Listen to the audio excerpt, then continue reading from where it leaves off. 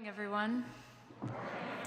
We are Anna and Nathan Jeide-Detweiler, and we recently joined Plymouth, so thank you for trusting the newbies this morning. We want to thank the Climate and Environmental Justice Group for inviting us to speak today about our passion for environmentalism. If you join with me in prayer.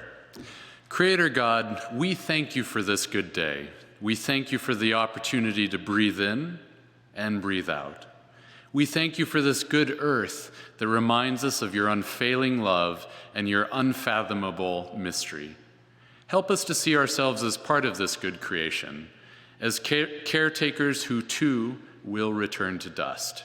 And may the meditations of all of our hearts be pleasing to you. Amen. We will begin with alternating readings. I will be the voice of Scripture. And I will be the voice of Peter Kalmus, a climate scientist who was recently arrested for locking himself to the entrance of a bank to protest new fossil fuel projects. By combining these readings, we hope you will hear both urgency and hope. From Peter Kalmus, I'm a climate scientist and a desperate father. How can I plead any harder? What will it take? What can my colleagues and I do to stop this catastrophe unfolding now all around us with such excruciating clarity? On Wednesday, I was arrested for locking myself to an entrance to the J.P. Morgan Chase building in downtown Los Angeles with colleagues and supporters. Our action in LA is part of an international campaign organized by a loosely knit group of concerned scientists called Scientist Rebellion, involving more than 1,200 scientists in 26 countries and supported by local climate groups. Our day of action followed the IPCC's Working Group 3 report released on Monday, which details the harrowing gap between where society is headed and where we need to go. Our movement is growing fast. Psalm 24. The earth is the Lord's, and everything in it. The world and all its people belong to God. For God laid the earth's foundation on the seas and built it on the ocean depths. Who may climb the mountain of the Lord? Who may stand in God's holy place? Only those whose hands and hearts are pure, who do not worship idols and never tell lies. We chose J.P. Morgan Chase because out of all of the investment banks in the world, J.P. Morgan Chase funds the most new fossil fuel projects. As the new IPCC report explains, emissions from current and planned fossil fuel energy infrastructure are already more than twice the amount that would push the planet over 1.5 degrees Celsius of global heating. A level of heating that will bring much more intense heat, fire, storms, flooding, and drought than the present 1.2 degrees Celsius. Genesis 1:1 and 2. In the beginning, when God created the heavens and the earth was a formless void, and darkness covered the face of the deep, while a wind from God swept over the face of the waters. Then God said, "Let there be light," and there was light. And God saw that the light was good. Even limiting heating to below 2 degrees Celsius, a level of heating that, in my opinion, could still threaten civilization as we know it, would require emissions to peak before 2025. As UN Secretary General Antonio Guterres said in the press conference on Monday, investing in new fossil fuel infrastructure is moral and economic madness. And yet, this is precisely what President Biden, most other world leaders, and major banks are still doing. Hosea 4:3. Therefore the land mourns, and all who live in it languish, together with the wild animals and the birds of the air. Even the fish of the sea are perishing. Earth breakdown is much worse than most people realize. The science indicates that as fossil fuels continue to heat our planet, everything we love is at risk. For me, one of the most horrific aspects of all of this is the juxtaposition of present-day and near-future climate disaster with the business as usual occurring all around me. It's so surreal that I often find myself reviewing the science to make sure it's really happening. A sort of scientific nightmare arm pinch. Yes, it's really happening. Psalm 121. I lift mine eyes to the hills. From where does my help come? My help comes from the Lord, who made heaven and earth. The Lord is your keeper. The Lord is your shade at your right hand. The sun shall not strike you by day, nor the moon by night. The Lord will keep you from all evil. The Lord will keep your life. The Lord will keep your going out and your coming in from this time on and forevermore. Martin Luther King Jr. said, "He who accepts evil without protesting against it is really cooperating with it." Out of necessity and after exhaustive efforts, I've joined the ranks of those who selflessly risk their freedom and put their bodies on the line for the earth, despite ridicule. It's time we all join them. The feeling of solidarity is a wonderful balm. Nehemiah 2:17. Then I said to them, you see the trouble we are in. Jerusalem lies in ruins, and its gates have been burned with fire. Come, let us rebuild the wall of Jerusalem, and we will no longer be in disgrace. If we take Peter Kalmus's perspective seriously, we are at a critical moment in our ability to have a positive effect on the planet. Some would even say that we have passed this point. It's easy to look at the news and become nihilistic, but as a student of history, I also find plenty of examples of moments where humans surprise themselves by coming back from the precipice. I don't believe we're too far gone. We need to act with urgency and decisiveness, but that urgency should not drive us to nihilism or fatalism. There are some who would argue that humanity has had only a negative impact on the planet. At times, this feels true, but I believe we fall into a dangerous trap if we see ourselves only as agents of destruction. When God gave life to plants, animals, and humankind, God declared it all good, including us. We were not created to destroy. God intended a more symbiotic relationship between humanity and the rest of creation. While the fall may have disrupted that perfect design, we believe that we are still called to care for creation. As we work for the restoration of all of creation, that includes the non-human parts of creation, too. For too long, humanity has viewed itself as separate from this creation. This sense of separation has permitted us to view environmental destruction as something that has little to do with us. This is neither scientific nor biblical. In his book, Onio to Flow, Dr. David Faldette illustrates just how intimate this connection with creation is when he describes people as walking tributaries of their local watershed.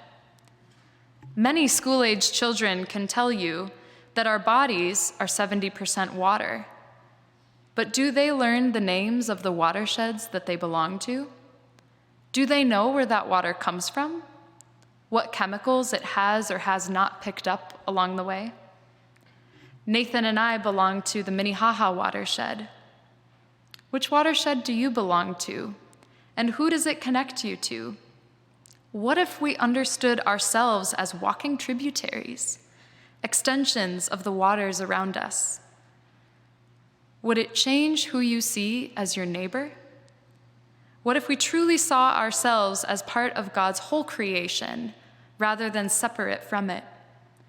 What if we saw ourselves as capable of the goodness that God intended for us? If we only ever focus on our destructive potential, then that is likely all we will ever see. We have to believe that we are capable of something different. While we have to acknowledge the destruction that humanity has wrought upon the earth, we also have to see ourselves in a different way, not independent, but interdependent, not autonomous, but accountable, not separate, but mutual. So how do we do that? How can our actions really reflect this mutual interdependence? Well, there are no magic fixes to urgently addressing the climate crisis and maintaining hope, but we'd like to share with you a few of the ways that we try to hold these two things together in our lives. I believe that you can't work to save something until you love it. My urgency starts with a deep attachment to nature all around me. My urgency starts with being so immersed in creation that I've come to love it with a passion that calls me to action. Nathan and I try to live our lives as if our actions actually make a difference. We know that we are just two people, but we also know that when our actions accumulate over time, they can amount to a very significant difference. The average American produces 4.5 pounds of trash per day.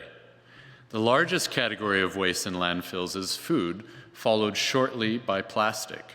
To combat this food waste in our household, we make a meal plan each week, buying only what we need so that we waste less food. We try to buy food that doesn't come wrapped in plastic where possible. When we do buy food with plastic, we reuse that plastic at least once before throwing it away. We found that plastic food bags make great poop bags for our highly productive puppy.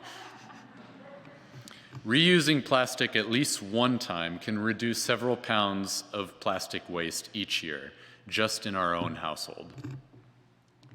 We must live our lives as if our actions actually make a difference, because they do. So what can you do in your home? For example, many of us live several miles away from church. If you have a greater distance to come, is there someone you can carpool with? If you live close, could you bike or walk to church? Could you start a weekly meal plan with your family? Can you avoid plastics when going out to eat or taking coffee to go? Where else in your community might you take action?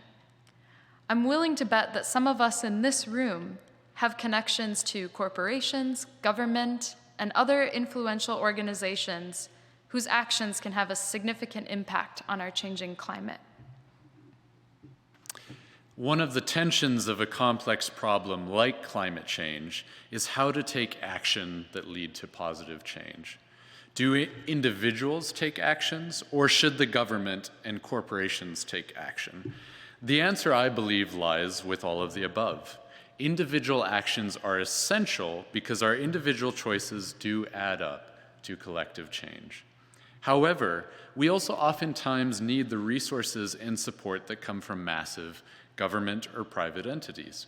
Throughout this work, we should be mindful that large-scale programs often are harder to access for decentralized or marginalized communities.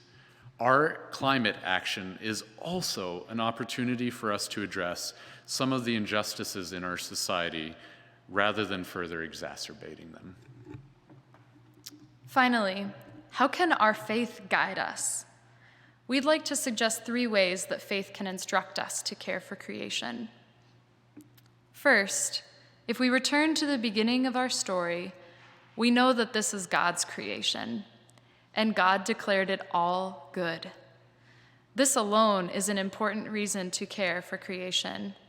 If we remain grounded, pun intended, in this truth, then caring for creation becomes an expression of gratitude for the Creator.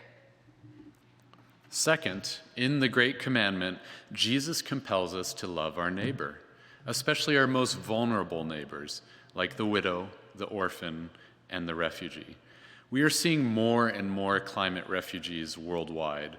According to the UNHCR, quote, hazards resulting from the increasing intensity and frequency of extreme weather events, such as abnormally heavy rainfall, prolonged droughts, desertification, environmental degradation, or sea level rise and cyclones are already causing an average of more than 20 million people to leave their homes and move to other parts of the country they live in every single year." End quote. If we are to be our brother's keeper, we must be concerned for our neighbors from across the street to those around the world who are impacted by climate change, a change that is driven, at least in some part, by overconsumption in countries like our own. Third, we are Easter people.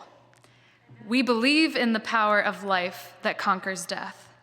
Believing in the resurrection can and should fill us with hope, because our God is a God who gives life abundantly, even when new life seems impossible. The Bible is filled with stories of hope in the face of uncertain or apocalyptic times. Our passage from Nehemiah is a perfect vehicle for this notion of hope in the apocalypse.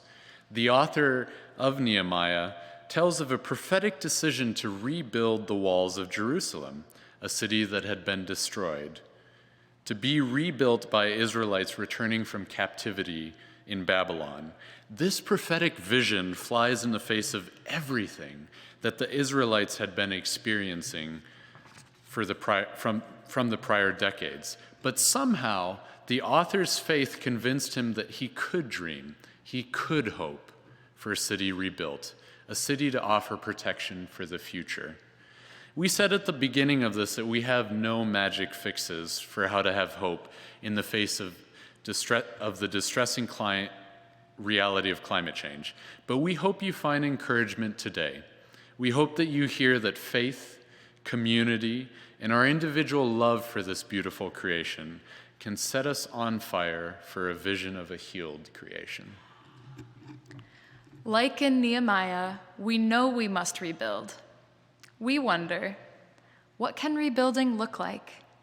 How can it look different from old solutions to rebuilding, which no longer equitably serve our planet? As we seek to adapt, mitigate, and reduce the effects of climate change, how can you and how can we rebuild together? We remain grounded in hope. We know that Plymouth is already working hard to become an environmentally just community. The Climate and Environmental Justice Committee has several suggestions for you on how to reduce your carbon footprint. Plymouth solar panels and its subscription to a solar garden with cooperative energy futures and an Xcel Energy wind farm have enabled the church to use 100% renewable electricity. We know many of you have already made significant commitments too. Seeing these examples of individual and collective change give us much hope. I'll close by sharing an image that gives me hope. In her book, Braiding Sweetgrass, botanist Robin Wall Kimmerer describes her research on black ash trees. Many in the scientific community assumed that human harvesting of the black ash trees had a negative effect on the plants. It wasn't until Kimmerer and her team studied this that they discovered the black ash trees actually thrived more when being harvested because of the careful, non-exploitive harvesting practices which allowed more sunlight to reach the younger saplings. Human interaction, it turns out, was actually necessary for the flourishing of all, something indigenous basket weavers had observed for years. As we celebrate Earth Day together, I pray that we will seek interdependent, mutually life-giving relationships with the planet, not as an invasive species, nor as passive admirers of beauty, but as active members of our shared ecosystem. Let us strive to make individual choices and collective change as we remain grounded in God's goodness, rising together in hope as Easter people. Come, let us rebuild together.